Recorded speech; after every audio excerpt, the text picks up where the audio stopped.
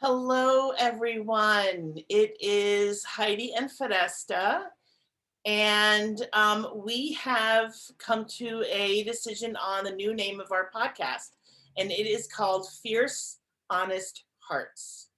And we just feel that we came up with that because we feel that that is what it is that we do reflect in our conversations, and we feel that we are as authentic as we can be, and we're always working towards being even more authentic. And um and just because things are changing all the time, and we just felt like the title Fierce Honest Hearts is much more in line with where we are right now in our lives. So welcome, and welcome to Facebook. For those of you who are joining us, we are glad that you're here.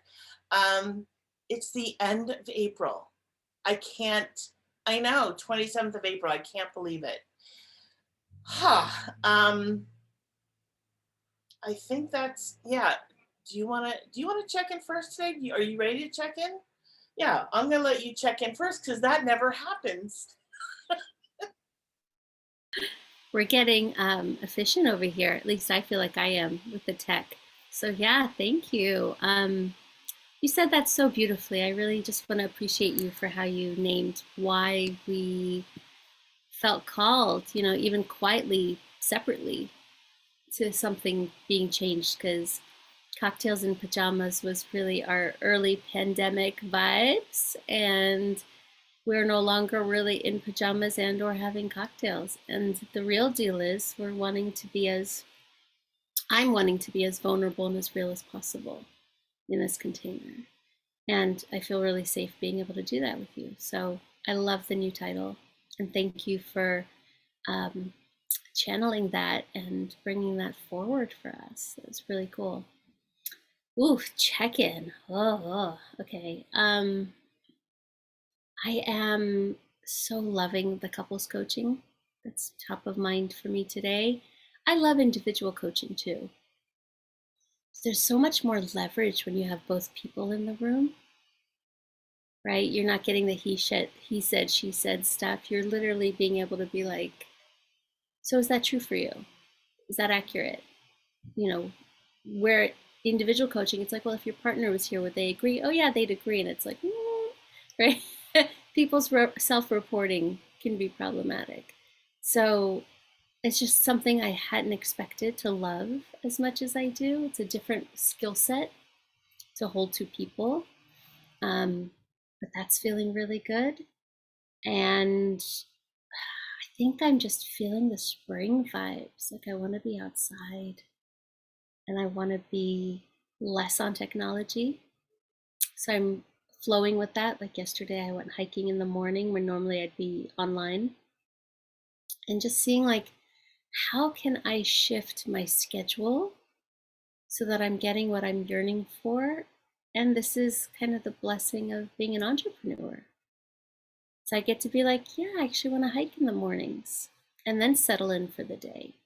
Um, so that feels good. And then I know I shared this with you going back to Virginia last week to celebrate a beloved teacher and mentor's memorial, and getting to see like people I went to middle school with and high school, right? And I don't know what bonds got created back then. It's kind of fuzzy for me, but like the love, the real love and the real care is still there. It was so nourishing. It was nourishing to be kind of back in, I call it like the country, parts of Virginia that still have the horses and the cattle and the rolling green hills. And I think with springtime just in bloom, everything's kind of that light green chartreuse kind of color, and the air feels fresh, and we hadn't yet gotten to mosquito season. So it was just like perfect. And I'm just coming back to what really matters, which is love and those relationships. And I'm having this view of like everything else actually really is static in my world, like everything else isn't really real, true. when I felt that kind of love and realness. So I'm settling into that.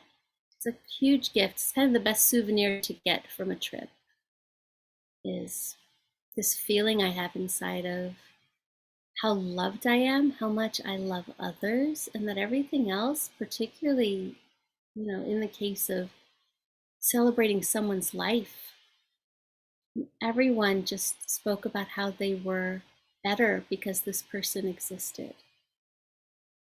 So just kind of, yeah, it took all the static out of my nerves, I guess, to be like, I'm rambling now, but it's hard to put into words. When you see someone's life celebrated, and it was all about how they encouraged, how they inspired, how they poured faith into and loved on people. And that's what people remembered. So, yeah, feeling real and feeling grounded in that realness today. Yeah. How about you, my love? Mm, that's beautiful. Thank you. Um, feeling all of the, I'm feeling all of the emotions that I imagine I would feel if I were with you at this life celebration. Um, and and also feeling into what it would be like had that person known what others thought of them and how the impact that they've had on others' lives, if they were alive, you know. And it's interesting that the whole death. We've never talked about death here, but it's interesting because death is one of those topics that many of us shy away from. We don't know what to do with it. We don't know how to talk about it. It's this kind of elusive topic, this thing that we're like, it doesn't really exist, but it's part of everyday life, right? Like birth, all the time, every day, all the minutes of the day is happening.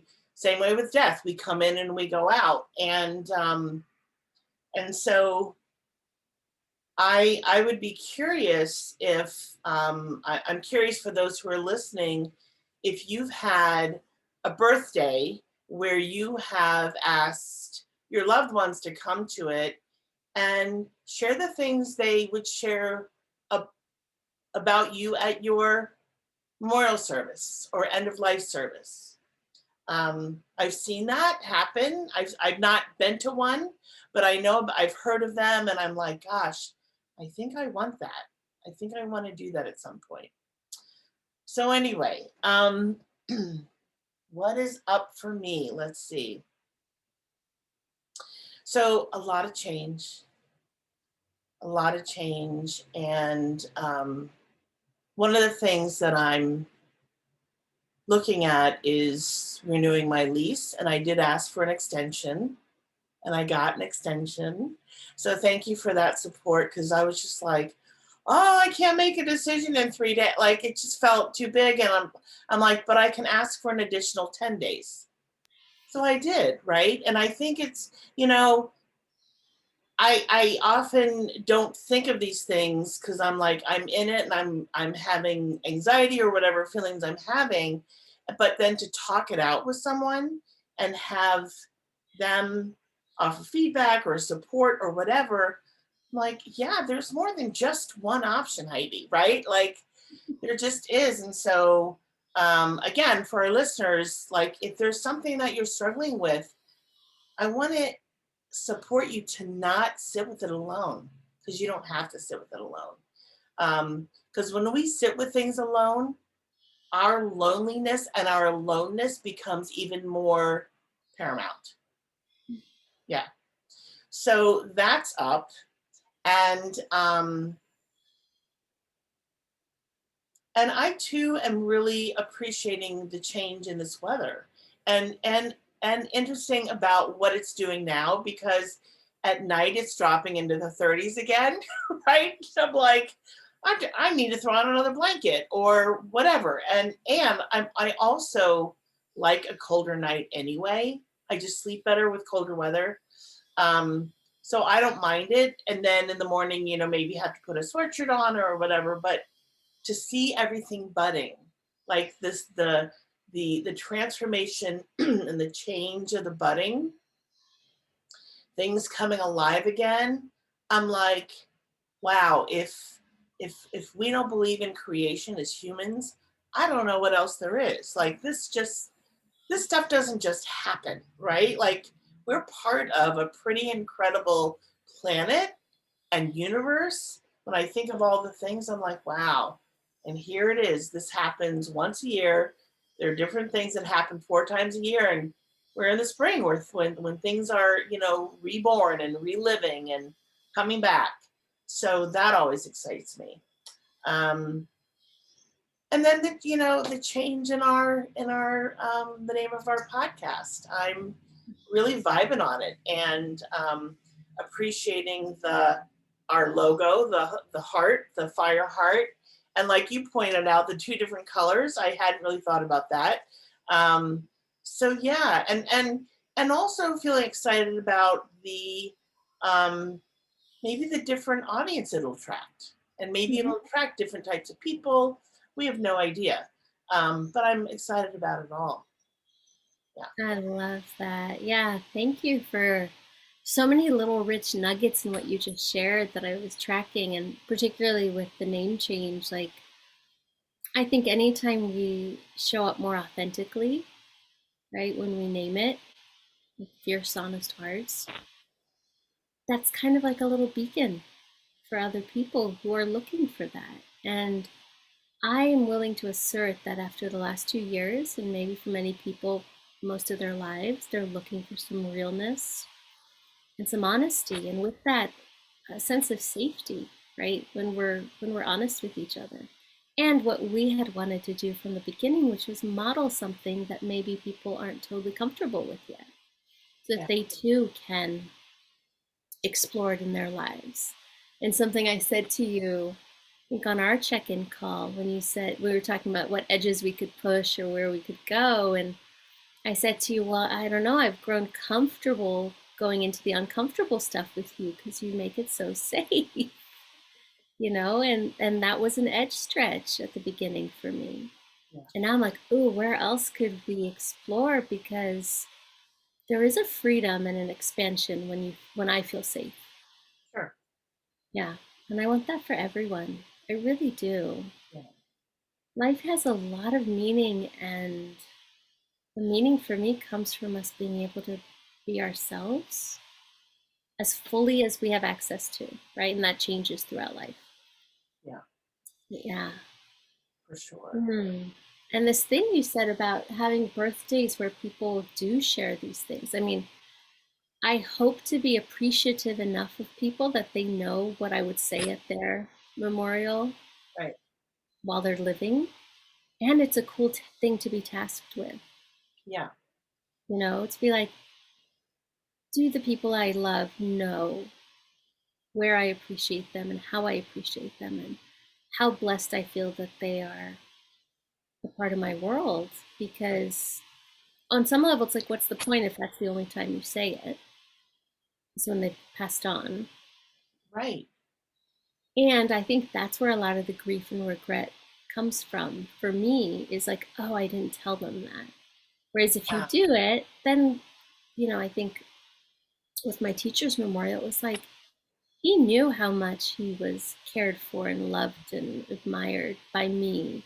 So Mhm. saying it again at his memorial was more of a reflection of sharing it with others.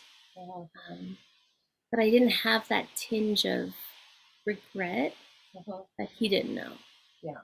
So yeah, I invite that too for our audience. Like, love up on your people, man. It doesn't cost you anything. If anything, you will be filling other people's buckets, or as you said, like lighting people's flames. Yeah. We can do that because the supply is infinite. It really is. Yeah. Yeah. Yeah. And I've been talking recently about how I'm working on expanding my heart. And I want to say to everyone, like, we can all expand our hearts. Mhm. It's within here, it's within you. And it's if it's something that you desire, you can actually do it. And so You know, I've heard when I hear people say, well, they knew that I love them. But what if you never said it? Like, what if you never verbally expressed the words to them? Um, I don't, I don't want to say I don't believe in assumptions because I know that they are real and they happen. And it's also agreement number 3 for Don Miguel, for agreements.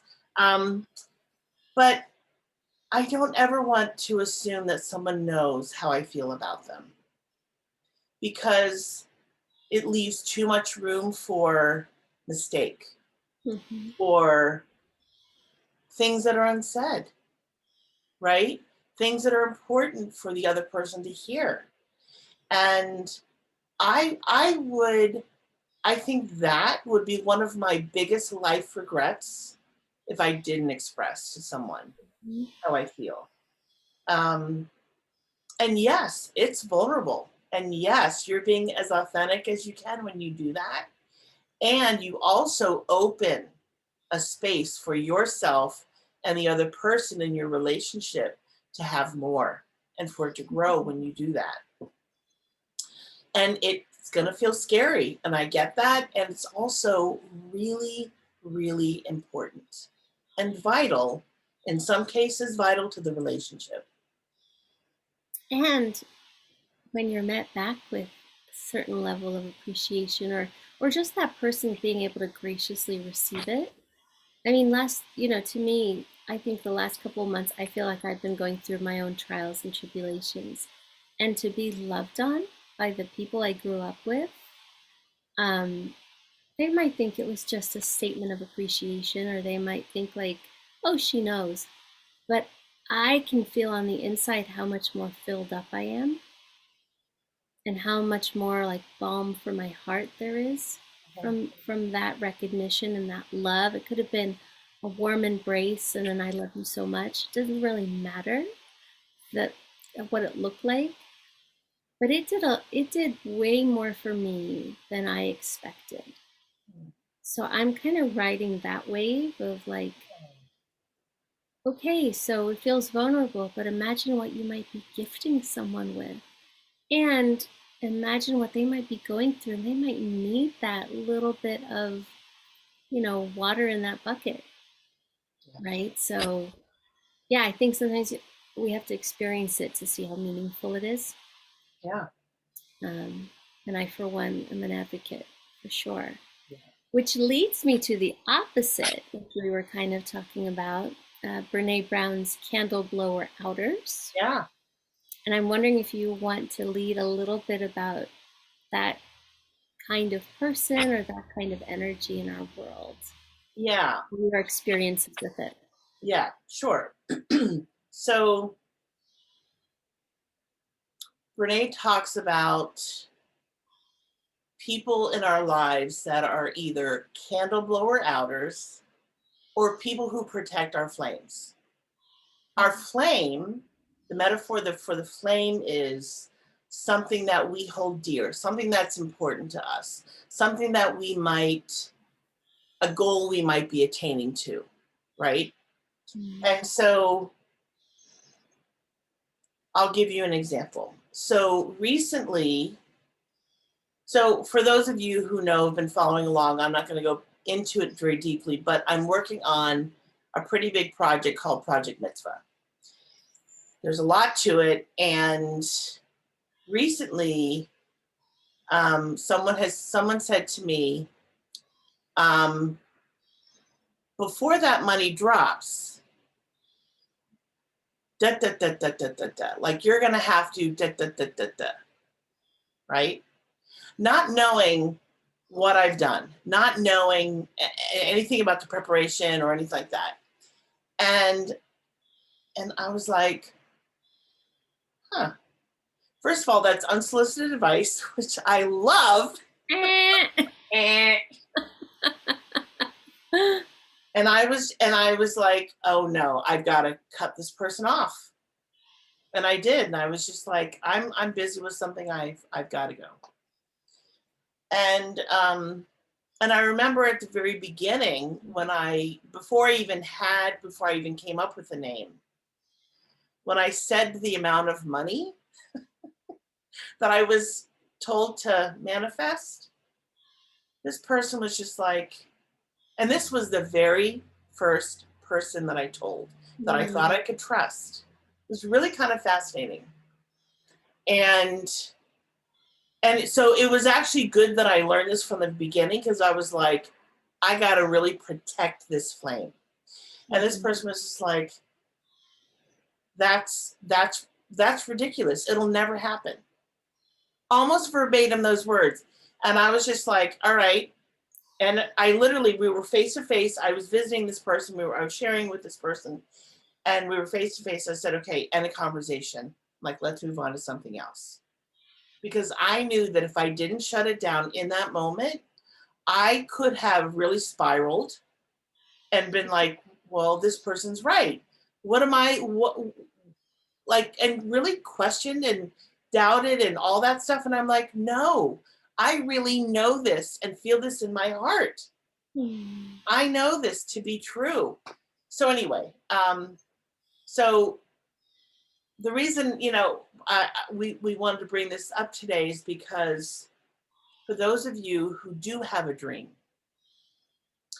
if it's going to the Olympics, if it's attaining to do a backflip, if it's, if you're working on, I'm using sports as a metaphor, which I don't know why, I don't really know much about sports, but if you are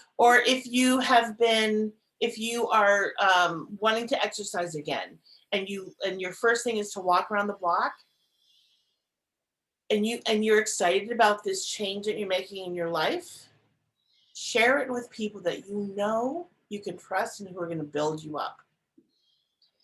Because those are the people that are going to continue to support you when you get better at the things. Like if your walk gets longer, or if you get to do 3 backflips and a somersault and a cartwheel and and all that, right? So yeah, I mean, I'm so appreciative of my core friends, my inner circle, because they have not only nourished me in this project, but in a way where talking about it a little bit more and kind of molding it and massaging it a little bit more, I have had it has what's done for me. It has built my courage to share with, to open doors for other people, my relationship with them and trust with them, and like really feel them out before I share the big piece. But it's been like my people have been my life force in a lot of ways. So that's what I wanted to share about the flame protectors versus the candle blower outers. Yeah, and I freaking love that, because it is important to be discerning who we share our dreams with and how we guard our magic. And I'm relating because I remember a time a couple years ago when I really finally declared that I wanted to leave finance, and I really wanted to get to my mountaintop, which was transformational coaching and helping people find their voice. And similar to you, it was the first person I shared with who I thought was a close friend, who I actually really considered a confidant. And her reaction was, well, I don't know how you're going to do that. And it was ooky, right? It was condescending. It was ooky. It wasn't ripe with possibilities. I mean, anything's really possible in this world. And I had to look at her values, who she is, how she operates in the world, and where her limiting beliefs are, to then just at least intellectually comprehend where it was coming from. And all that being said, I could do all that work. I still didn't want to hang out with her, right? So this is a bit of a warning to the candle blower outers. Like, check yourself, check where your misery is coming from, check where you kind of one up people and make them feel one down, because they ain't gonna want to hang out with you. So check yourself. right? And get support if like life's hard and that's where all your negativity is coming from. Um, yeah, life's too short for that. So if you've been a candle blower outer, there's time. And just recognize the karma of that, and I don't use that word dogmatically, but more so like what comes around goes around. And people may not want to spend time with you if all you do is poo poo what they believe in. And I think the inner work being like, where do I have limiting beliefs? Mhm. But then I project on others, because when you shared what you want to do, I was like, okay, cool. There's plenty of money in the world. That's no thing, Right. right? There's plenty of grants and funding and bajillionaires, and okay, you could scroll that away. Like, okay, not a problem. Um, that might just be because of what I believe is possible with a village, and like-hearted people coming together. Mhm. Seems like not even just a possibility, but a total probability. Right. Yeah. So all that to say, if you're one of those people who does that, you might want to figure out why. Because I don't think it's not just harming the people you talk to and whose candles you blow out, but it likely is um, reducing the circle of people who are going to bring their vulnerability Sure. and their dreams to you, Sure. you Yeah. know? And do you want that? Like, where have you put a cap on your own dreams? Just all of that. I think very curious when people operate from that place. Yeah.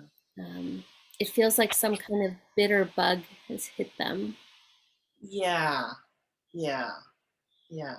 I wanted to add to what you've shared here, and that is for those who are the candle blower outers, I would say take a really good deep look at yourself. Like hold up a mirror and look at yourself and maybe have a conversation. Just say, what why am I struggling with this? This is this person's dream. It's not my dream.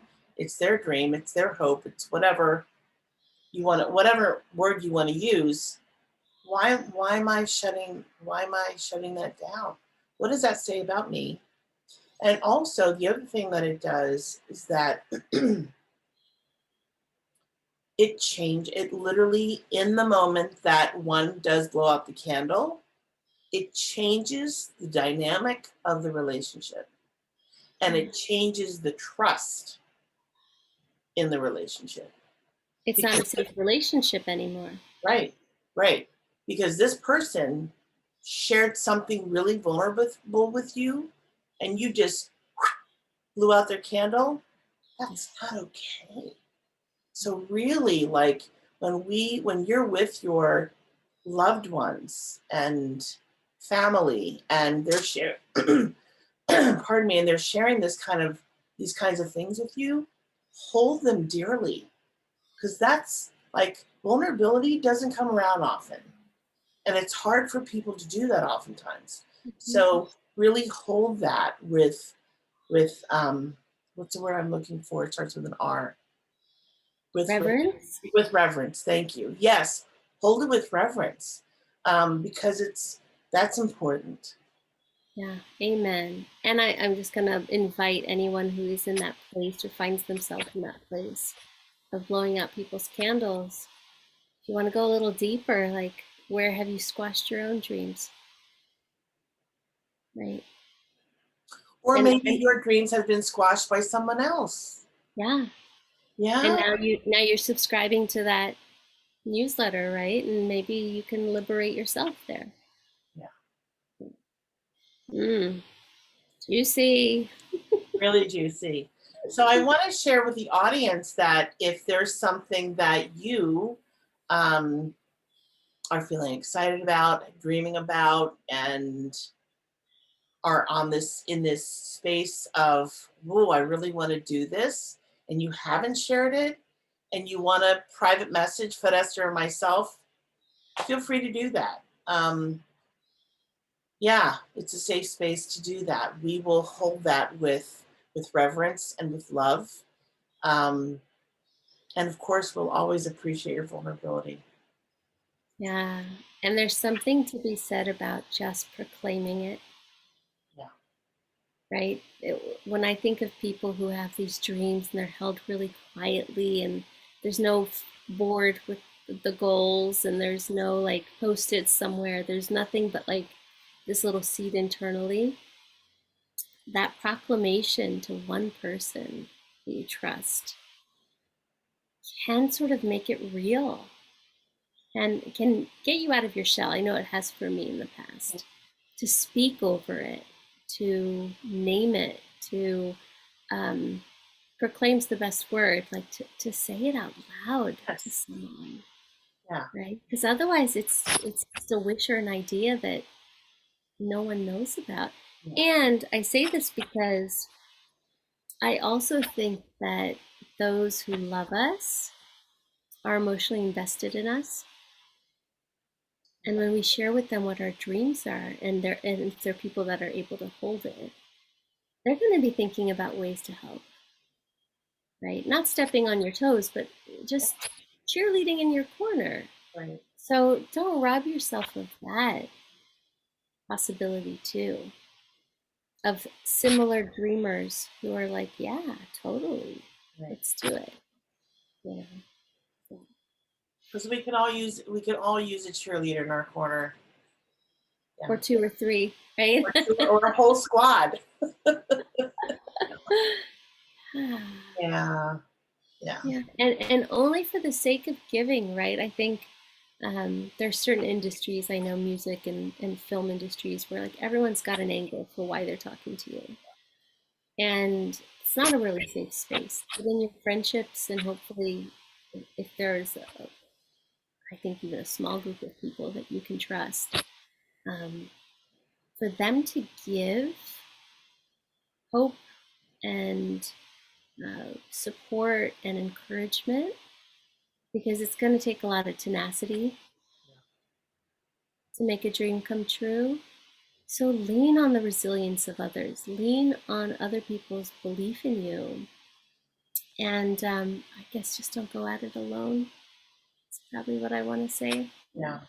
It's too hard And lonely. and lonely and lonely. Yeah. Yeah. Yeah. Mm. So I'm curious about something, Miss Fedesta. So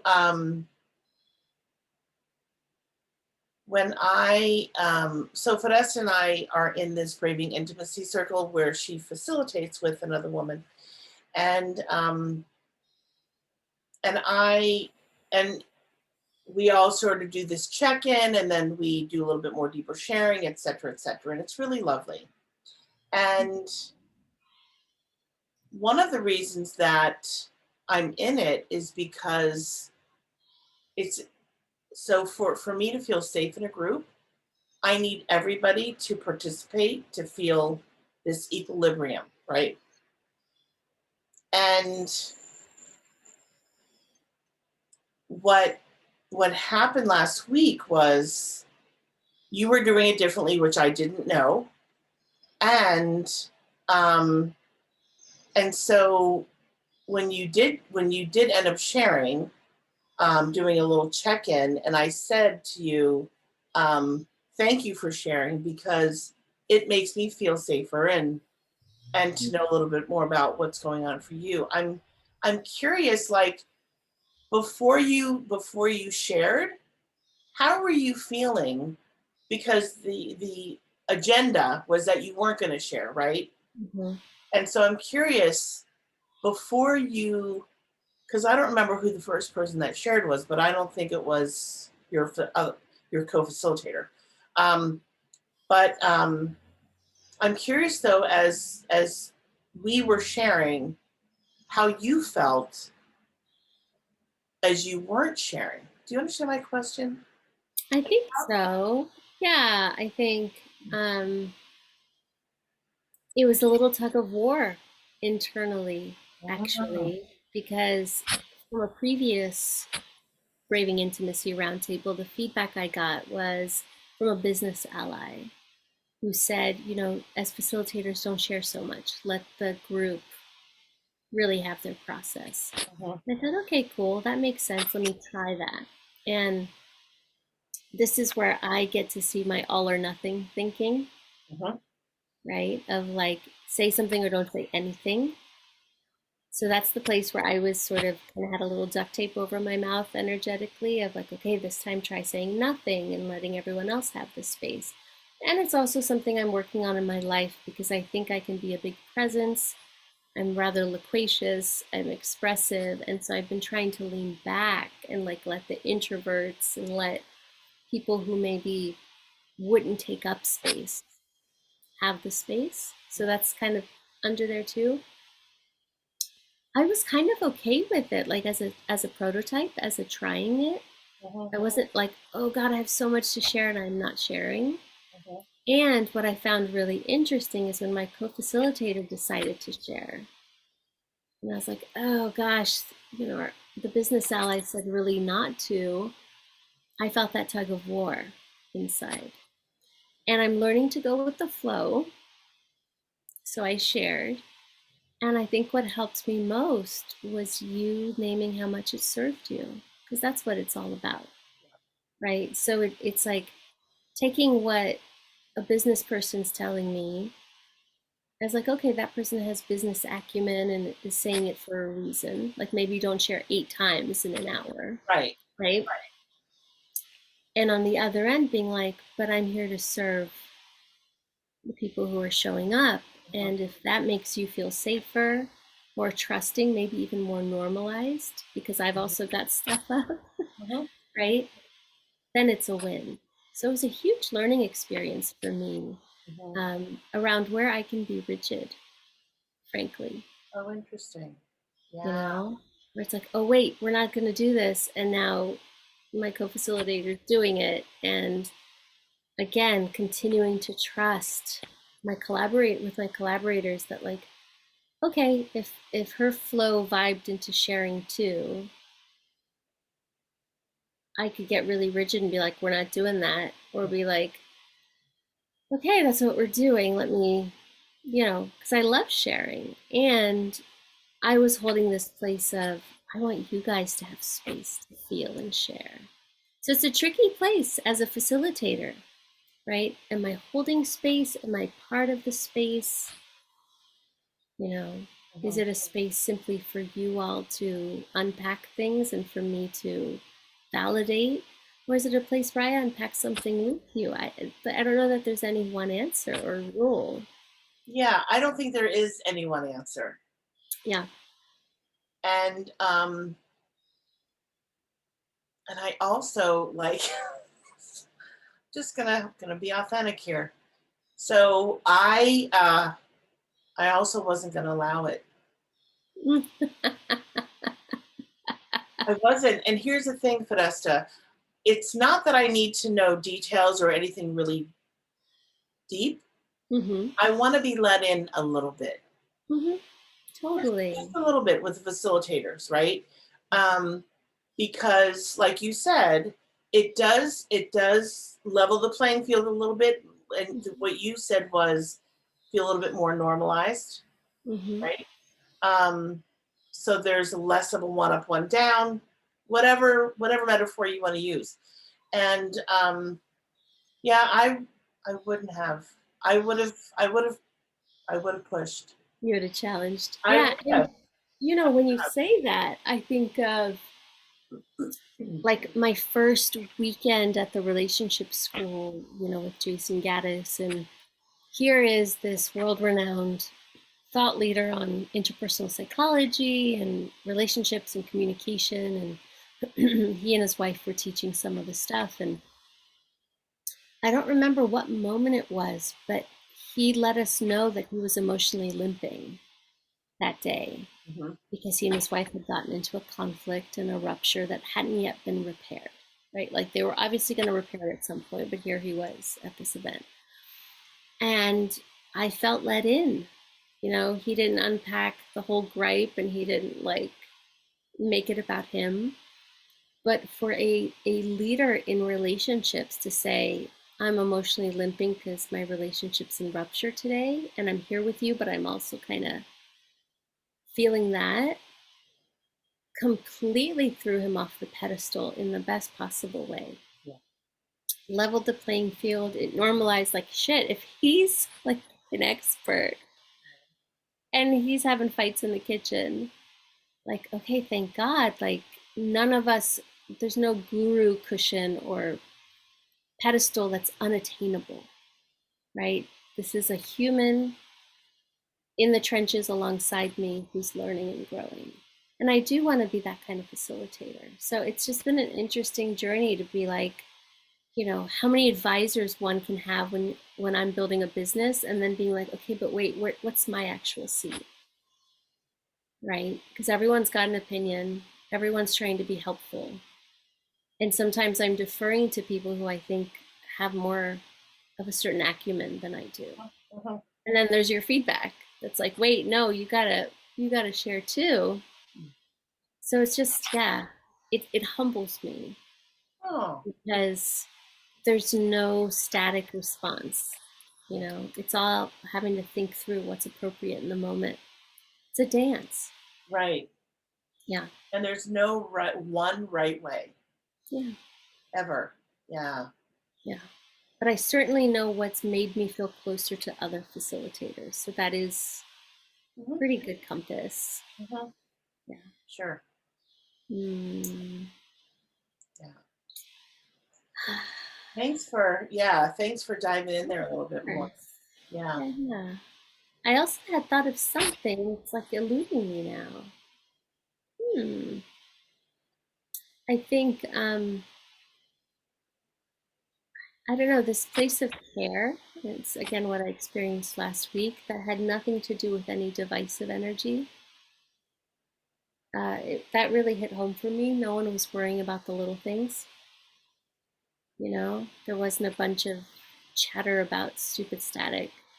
Um, and I'm just wondering if we can operate that way beyond a memorial service, right? I mean, death tends to humble us, tends to make us more sincere and earnest, but I'm just like, can we just be that way without someone having to die? Like, what is it about our human condition that we can drop our egos then? Can we just drop our egos at all times? Wouldn't that be nice? It feels safer to me. Ooh, let me try that on for a moment. It feels safer to drop your ego. Wow. Hmm. You mean if everyone drops their ego? Oh, yes. If everyone drops their ego, yes, it would feel a lot safer. Right. It's like kind of everyone signing a peace treaty and just being like, I'm not going to perform or peacock or one up, Right. like that. But I get curious how we as humans can tap into that when someone passes. Mm, It's almost organic and natural. Like no one's trying to drop their ego. It's like the ego has just sort of dissolved. right. And I'm just like wondering how to bottle that up and sell it. You'd make a lot of money. Right? It's like, how do we bottle that up? What Uh, I think I'm trying to understand the essence of what is that and how can it be replicated beyond those kind of moments, right? Crises brings that out in people. But like, if we found out what part of the brain lights up when that happens, could we just give it the right biochemicals to be lit up like that? That's where my brain goes. so I'm curious, Foresta. So what happens for you? Mm, well, it's a great question. I feel super humbled. I think I call it static, but all these other things just kind of drop away. And there's a real sincere focus at the task at hand, which is loving on people and comforting people and um, being present as possible and as attuned as possible. right? Because it feels like high stakes when people are hurting and grieving. And it hits me like square between the eyes how short life is. Not in a morbid way, but in a like sincere, none of us are promised tomorrow, so why are we running around like chickens with our heads cut off? The preciousness, but like the sacredness, it's a reverence quality. Some little button in my brain hits reverence for life Mm, and a focused attunement to care for others. mm, And I think it's the best of my nature. mhm, You know, it's not worried about the bills, it's not worried about like it's almost like all the human to-dos just drop away. mm. And there's just being a human with other humans. I think that's what happens to me. I'm curious if you've had, and maybe it's not a recent experience like me last week, but where you've had an experience of all the static dropping away. Sure. Yeah. Um, well, I mean, when I, in my memory, as I'm envisioning, as I envision, let's say the last 3 or 4 memorial services I've been to, or even the days following 9/11, which was now 21 years ago, right? It's been a long time. Um, that that overall energy of how, like you said, there's a button that gets pushed that's, you know, okay, this is happening right now. Something's shifting within me. I feel less guarded. I feel more open to humans, to humanity. Um, I'm also open to being comforted. So not only to do the comforting, but also to be comforted. and I also imagine that in the collective of, a congregation, people wherever they're congregating at a service for someone who's passed on, there's also this imagining of, what if it were me in the casket, or what if those were my ashes in the urn, or Hmm. whatever the context is, and how would I be impacted right now? How would I be impacted? And how would I be impacted by others' words, what they're saying about me, how they feel about me, what I've done with my life? I mean, all of that. Um, yeah. Yeah, that And makes sense. pardon? I said that makes sense, like kind of this bigger view of the moment, right? Yeah. And I'm noticing as we're talking about this, our energies have really slowed down, like dropped in a good way. And I feel much more grounded Hmm. and solid. Like I'm going, wow. And even my voice has dropped. I've noticed the tone of my voice, like probably tenor, like a tenor tone. Like it's really dropped. Like, I'm wow, feeling that too. I'm wondering if it's a slowing down of sorts internally. I think it is a slowing down. Because I think death makes us slow down. Just like a birth of a baby, the wonder of a child that has been birthed into the world is makes us literally slow down, because you don't just rush around with this newborn that's very fragile, right? You really have to intentionally slow down and be careful with it as you're cradling it and feeding it and loving it. And um, and letting it sleep so everything is quiet. And yeah, it's interesting. I've never really thought of it. Never thought of it in that way. Yeah. You know, it's interesting when you say that is I have two friends, one who as a doctor does palliative care, which is just really helping someone be comfortable through those last days or weeks or however that unfolds. And then another friend who finds his calling in being at the bedside during transitions as a chaplain, whatever. And when I've asked them both, they've named it being so nourishing to be that present and focused and caring. And I just wonder if that's our Care Bear hearts getting to light up. Yeah. Right? Yeah. I think there's some of that in there for sure. And then what you said about being open to being comforted too. I mean, that's, you have to be disarmed to be open to be comforted. Completely, especially in that state. Mm-hmm. Especially in that state. Yeah.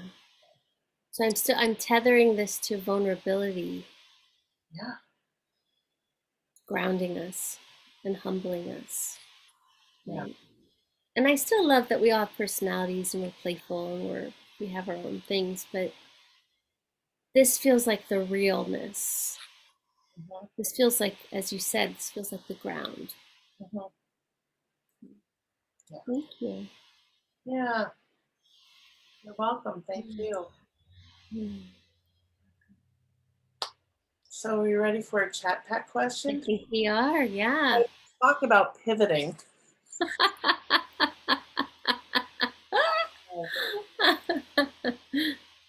Okay. What is the worst haircut you've ever had? Oof. Gosh, there's a few contenders. So I'm gonna go for two. One was going to someone and asking for layers because I have really thick hair. Okay. And so when they thin out a bunch of it, it kind of falls a little flatter. Doesn't do like the trapezoidal, Yeah. jungle princess thing. And the way they did the layers were very like chunky chopped. So I ended up with what looked like mushroom cloud hair and a little rat tail. It was basically the opposite of what you should do with my hair. Oh my goodness. And I had to let it grow out for a few, like 2 months. Like it was a ponytail bun kind, it barely could fit into a bun. I take that back. But it was just one of those things I kept trying to hide for a little while. It's not the kind of layers that worked for me. And when I was really young, I told you I had this deep love of curls, and maybe in a past life I had really curly hair or something. Mhm. I convinced my mom to take me to the salon to get a perm. And I had bangs at the time and hair to here, like a little bob. So everything just like went up an inch or so. And I was like, oh, and it took forever, right? It was like the chemicals and the smells and all the things. And she was like, are you sure? Are you sure? And I was like, I'm sure. And I'm sure. And we got home and I was like, I don't like this. And I think because the perm takes a little time to set, she like literally washed my hair out after this like 3 hour salon thing. Yeah. Because it was like, Yeah. But yeah, I thought I'd look cute in curls, and it just was not the case. Like I was made well for the kind of hair I have. Right. It was made well. Oh my goodness. How Oh, about you? okay. So, Worst haircut? you know who Dorothy Hamill is? Vaguely. She is a former professional ice skater. I think she might have won the gold. This is back in the 70s. Okay, okay. And she had the cutest, I mean, the cutest pixie cut. And and and let me remind you, straight hair. Mm-hmm. I don't have straight hair. I straighten my hair. This is actually my natural curl. So anyway, I begged. I mean, I was in love with Dorothy Hamill. I couldn't get enough of watching her, spin, and oh, she was just a glorious skater. So anyway, and I begged my mom. I'm like, "Can I get one? Can I get one?" And she's just like, "Look, you can get one, but I'm telling you, it's she has straight hair, you don't." And I'm like, "Mom, can we just try it?" So we did. Oh my God, never again, ever. Because first of all, so it's a pixie cut, it's short. Curls make everything shrink. So it was probably an inch and a half shorter than what when it was cut. I mean, it was terrible. And I couldn't style it. I was too young to take care of my hair and style it the way it needed to be styled to look decent. Oh, it was an awful time. I mean, and for me, it was probably because, it's layered. It wasn't just one, it wasn't a bob, it was layered. And for me, it probably took about 3.5, 4 months for everything to grow out. And then I was like, okay, we're done with this. But now we know, right? Now Like, we know. And I'm glad that I learned at a young age to not try to do that because it just won't work. thanks, friend. I feel less alone in my like wanting curls and this is as wavy as my hair gets. This is like out of the shower. And it's heavy. And so when I see these like ringlets on people, I'm like, oh, that's so beautiful. And now I'm at peace with like, gray is just not for you. But I don't think I would have ever put that to rest had I not tried. Sure. That completely makes sense to me. Yeah. Yeah. Mm. Thank you. Oh, thank you. It's been another lovely podcast recording. It's always just sweet to be with you, to share with you, and to have you by my side through all of it. Yeah. Mm, Yeah. thank you. I feel the same way. I feel better with you beside me. And I feel the true love that is support and challenge and growth. So just all the things. So thank you. Yeah. And Ta-da. thank you to our audience. Oh, Yeah. Yeah. thank you Thank you to our for audience. playing. Yes. Um, Drop a hello. Hit the subscribe button if you're watching us on YouTube. What else? I don't even know how to do this. Gosh, please, we would love to hear your thoughts. Yeah. Love you. Yeah. Let us know what you think of our new name. Hmm. Here's Honest Hearts. And we will see. Maybe, Go ahead. maybe even any topics you'd like us to. Oh, yeah. Yeah. Yeah, Challenge. any topics you find challenging or want some guidance around or just want us to talk about. I'm kind of game for that. I'm kind of game for that challenge. Yeah, and let us know if anything resonated with you or not, right? If something provoked you or you disagree with, that's okay too. Just would love to, That's have you why feel, we're here. have you feel seen. Yeah. This is all about authenticity and honesty and love. Love. All right, everyone. Have a great weekend. Bye.